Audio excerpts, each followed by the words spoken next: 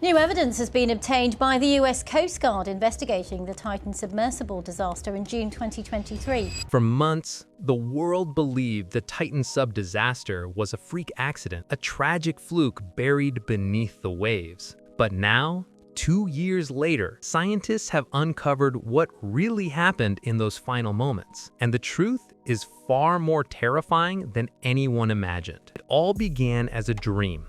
A daring journey to the bottom of the Atlantic, where only a handful of humans had ever gone. 5 men climbed into a small, cramped vessel on a cold morning in June 2023, chasing a piece of history. Each of them had paid a staggering $250,000 for the privilege of touching the Titanic's ghostly wreck, a ship that had already claimed over 1,500 lives more than a century before. To the outside world, it sounded like the adventure of a lifetime, a story to brag about forever. But inside the Titan, it was something else entirely. There were no windows big enough to see the view, no seats, no escape hatch. Once sealed, the door could only be opened from the outside. They were locked inside a metal capsule no bigger than a minivan, about to plunge 12,500 feet into the freezing darkness, where the pressure is 6,000 pounds per square inch, enough to crush a steel train car like paper. At first, everything went smoothly. Messages came through every few minutes, short text updates confirming the descent was on schedule. Then, at 1 hour and 45 minutes, silence. No more pings, no more texts, nothing. The Titan had vanished. For 5 long days, the world watched in suspense. Search teams raced across the Atlantic, dropping sonar buoys,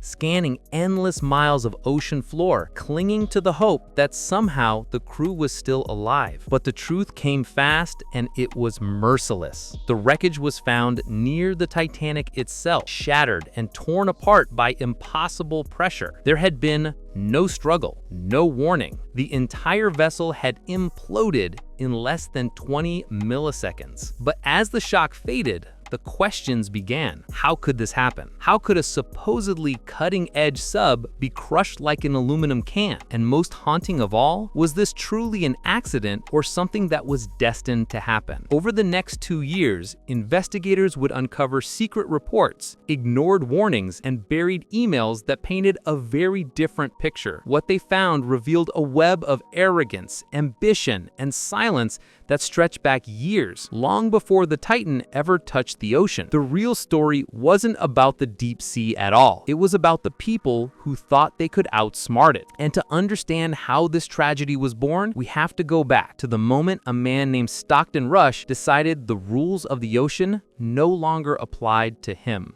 Before the Titan ever touched the ocean, there was a man, a dreamer, a rule breaker, and in the eyes of many, a genius who refused to take no for an answer. His name was Stockton Rush, and to him, the deep sea wasn't just a mystery, it was his ticket to immortality. Rush came from privilege, a descendant of one of America's founding fathers. He studied aerospace engineering at Princeton and dreamed of flying to space, but when that door never opened, he turned his eyes downward toward a frontier that was equally unexplored, the bottom of the ocean. And that's where the story of OceanGate began. From the start, Rush believed the world's obsession with safety was holding back innovation. He once said, "At some point, safety is just pure waste. If you want to be safe, don't get out of bed." That wasn't just a quote, it was a philosophy, a dangerous one. In 2009, he founded OceanGate in a small workshop in Everett, Washington. The goal was bold: to make deep-sea exploration accessible to private citizens, not just scientists and the military. But unlike NASA or the US Navy, OceanGate didn't play by the same rules. There were no government certifications, no third-party inspections. Rush saw those as obstacles, red tape that slowed down visionaries. He believed he could design a sub faster, cheaper, and lighter than anyone before him. And for a while, it looked like he was right. OceanGate built a series of small subs that performed shallow dives successfully. But Rush wanted more. He wanted to reach the Titanic, 12,500 feet down, something only a handful of deep-sea vessels on Earth could do. That's when he came up with his most daring idea yet, a sub made not from solid steel or titanium, but carbon fiber, the same material used in airplanes and sports cars. It was lighter, cheaper, and easier to shape. But there was one problem. Carbon fiber had never been used for deep-sea pressure hulls before. Why? Because it doesn't compress evenly under extreme pressure. Tiny cracks could form, invisible to the naked eye, and once they started, they spread faster than you could react. Experts warned him. Veteran engineers told him the material was unpredictable, but he brushed them off. He said the old-timers were too cautious, that they were afraid of progress. He called himself a disruptor, and in his mind, disruptors broke rules. They didn't follow them. By 2021, OceanGate unveiled the Titan, the company's most ambitious sub yet. It looks sleek,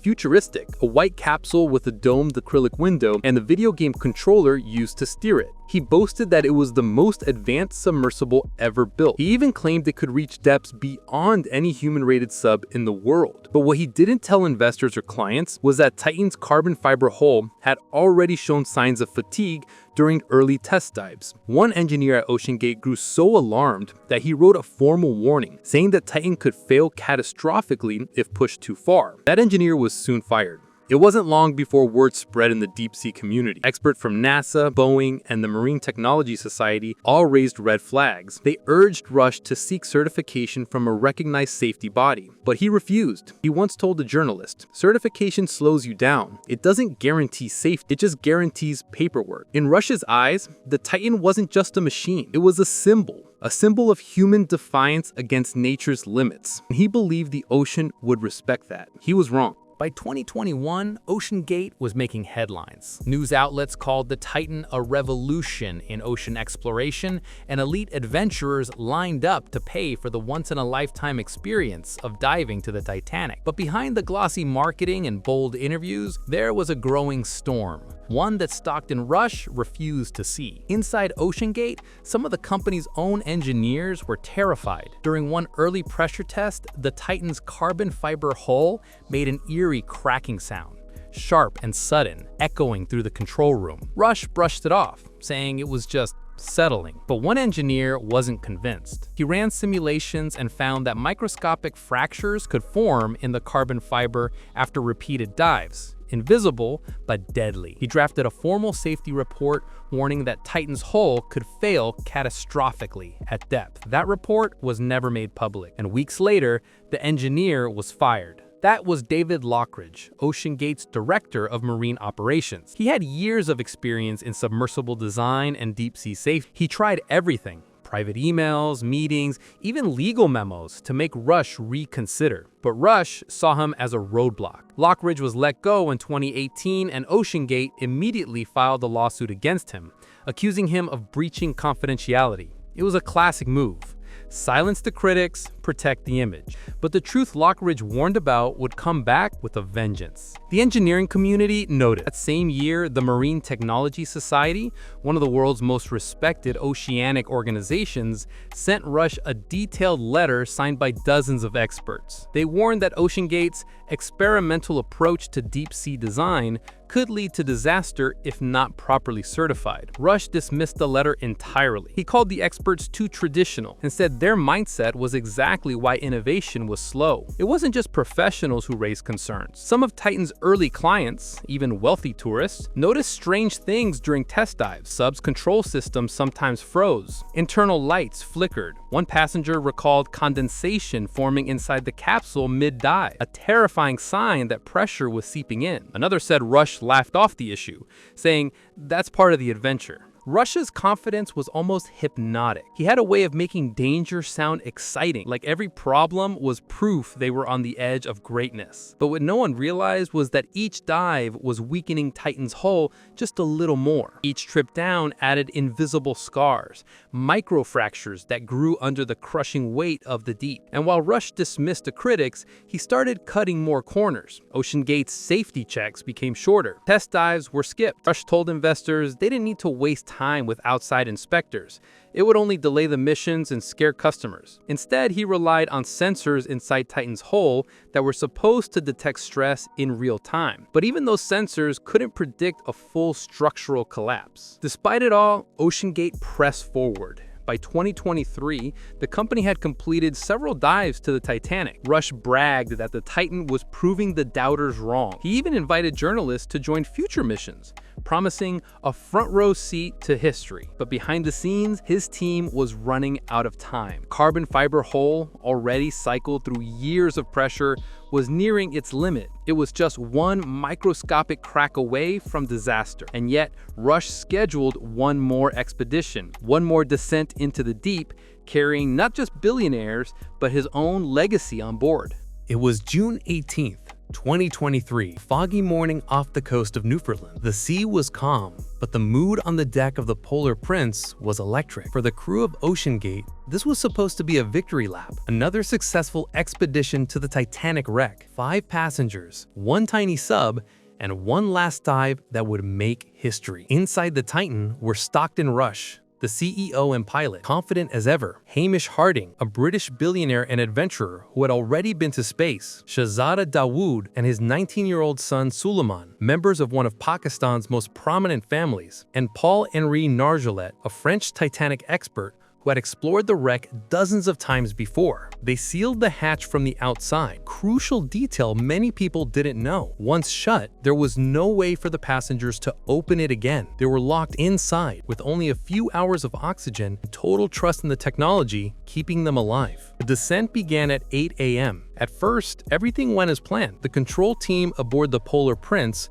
received short text messages from the Titan, descending, all systems nominal, reaching 3,000 meters. Inside the capsule, the air grew colder and thinner. Condensation beaded along the walls. There were no seats, just a small monitor showing sonar data and a single porthole barely wide enough for one person to look through. They were in complete darkness now, the sunlight long gone, swallowed by the deep. At 9:45 a.m., Titan reported it was halfway down. Rush sounded calm, even cheerful. He mentioned slight noise from the hull, something he'd brushed off as before as normal flexing. To the passengers, it probably sounded like faint popping or groaning, the deep ocean reminding them where they were. Then, silence. At 10:47 a.m., contact was lost. No more pings, no responses, just a blank screen on the Polar Prince's monitor. At first, the crew thought it was a simple comms glitch. It had happened before, but as the minutes turned into hours, panic set in. The Titan wasn't just late, it was gone. A desperate search began. Naval ships, aircraft, and robotic drones were deployed across the Atlantic. The world watched in suspense as oxygen countdowns filled the news. Every hour brought new hope and new dread. Some experts speculated that the sub might be trapped inside the Titanic's wreckage. Others feared it had sunk beyond recovery, but no one wanted to say what they were really thinking, that the Titan might already be gone.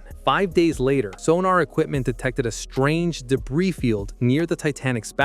When the remotely operated vehicle descended to investigate, the truth came to view. A mangled pressure hull, shattered titanium end caps, and carbon fiber shards scattered like confetti across the seafloor. It was unmistakable. Titan had imploded. Experts later estimated the entire collapse took less than 20 milliseconds, faster than the brain can process pain. The pressure at that depth crushed the vessel instantly, releasing energy equivalent to several tons of TNT. There was no sound, no alarm, no time to react. Everything and everyone inside was obliterated in a fraction of a second. For the world, the mystery was over, but for investigators, the real story had just begun. Because what they found in the aftermath, from secret documents to internal emails, revealed something far darker than a simple mechanical failure. When the news broke that the Titan had been destroyed, the world reacted with shock and then confusion. How could a company with millions in funding, elite science,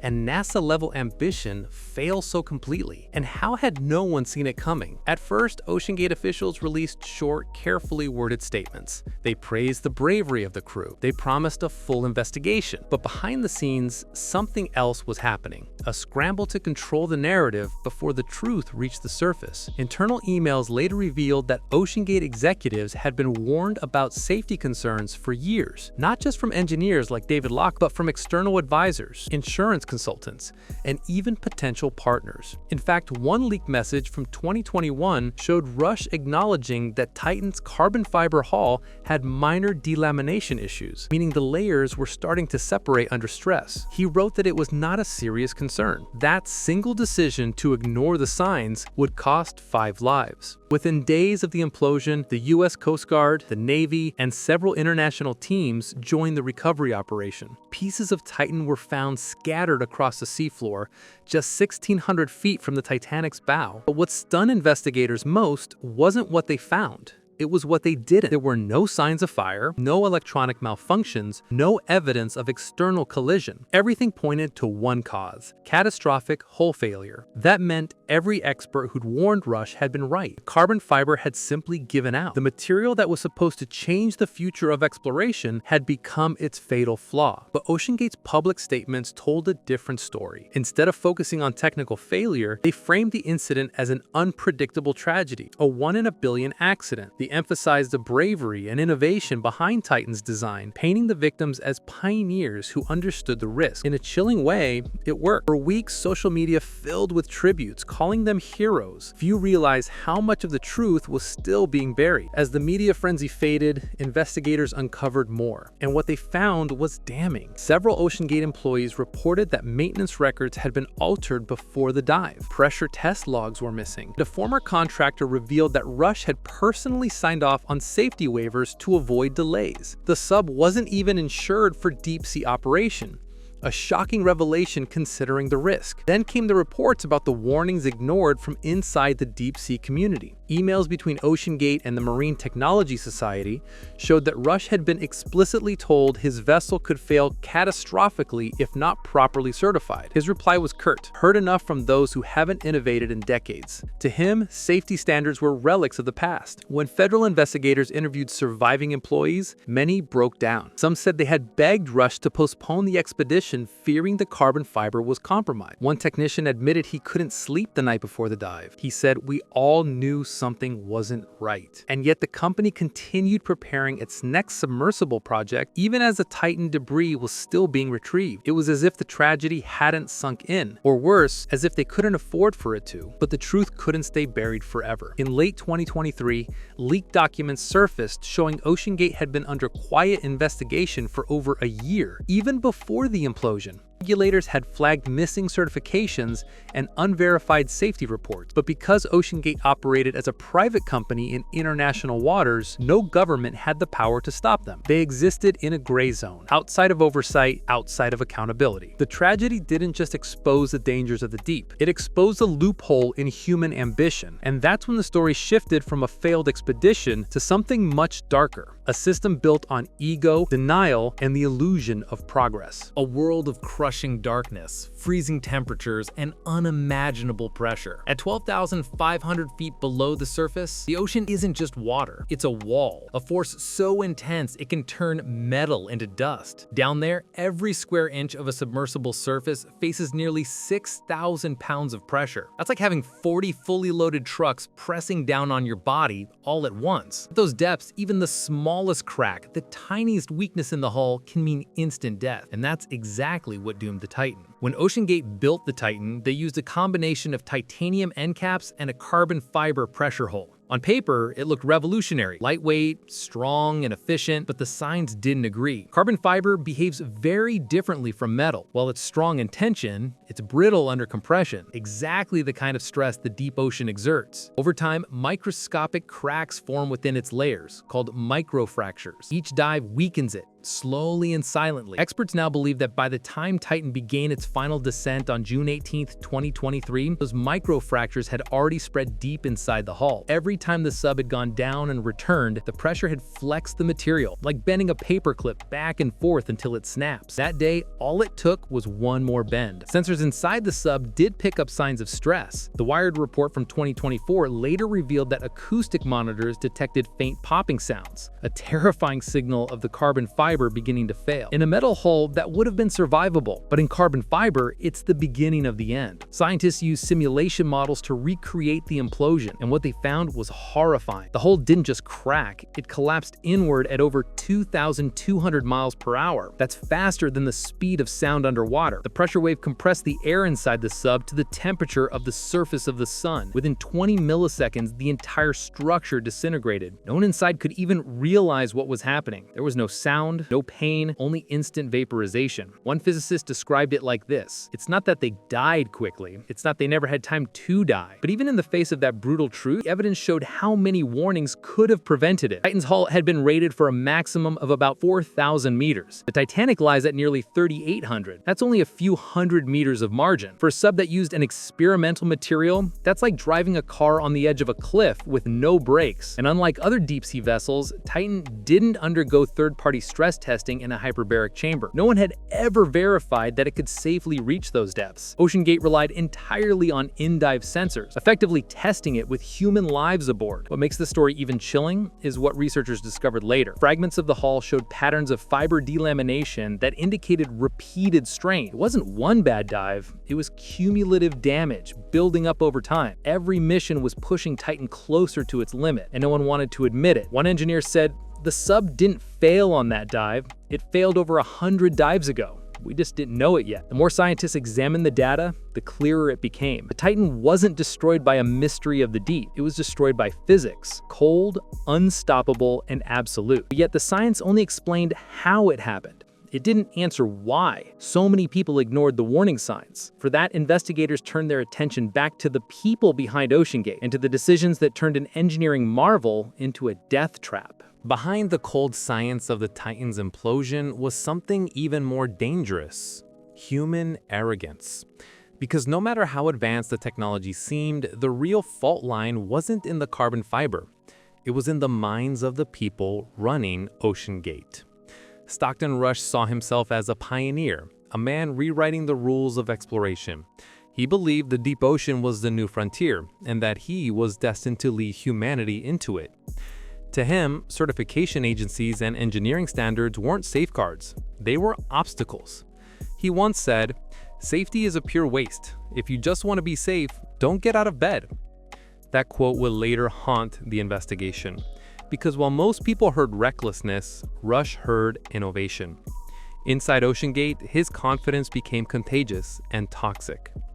Engineers who questioned him found themselves shut out of meetings. Technicians who raised concerns were told they were fear-based thinkers.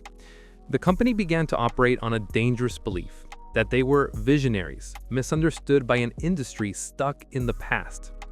Behind closed doors, employees described the pressure to stay quiet. Deadlines were tight, investors wanted results, and any delay could mean losing funding or media attention. Inside that environment, saying no felt like betrayal. One former engineer said in an interview, "You didn't challenge Stockton, you convinced yourself he was right." When the company's director of marine operations, David Lockridge, raised concerns about the hull design in 2018, he wasn't thanked for his honesty, he was fired. His warnings about the carbon fiber's limited depth rating and the viewport's weakness were buried under legal paperwork.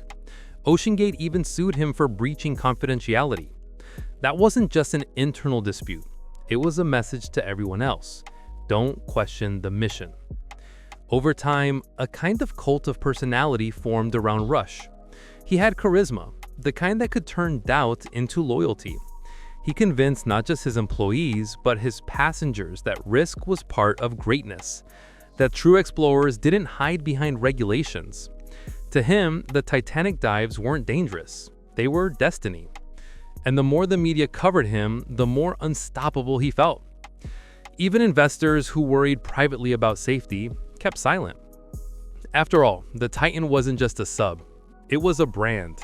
It represented a new age of adventure for the ultra-rich, and nobody wanted to be the one to ruin the dream. Publicly, OceanGate looked bold. Privately, it was cracking under the weight of its own ambition.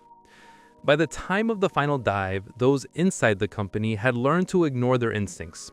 They'd become experts at pretending everything was fine.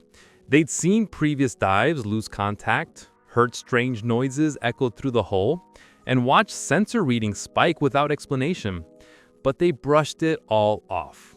After all, nothing catastrophic had happened yet, and that's the most dangerous word in engineering, yet. One surviving technician later told investigators, "We all knew something was off, but no one wanted to be the person who killed the mission." Rush himself seemed untouchable, confident, calm, almost reckless in his optimism.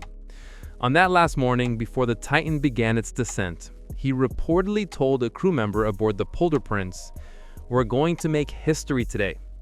He was right, just not in the way he imagined. The irony is chilling. For a man who dreamed of rewriting the rules of exploration, he ended up proving why those rules exist. OceanGate's culture of denial, pride, and blind faith didn't just lead to one disaster. It became a textbook case of how human ego can overpower science. Even after the implosion, the same attitude lingered. Executives avoided the press.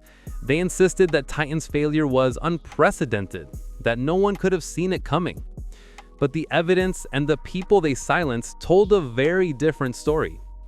And as the investigation deepened, it became clear that OceanGate's downfall wasn't just a corporate failure, it was a human one. A reminder that when ambition stops listening to reason, tragedy is only a matter of time.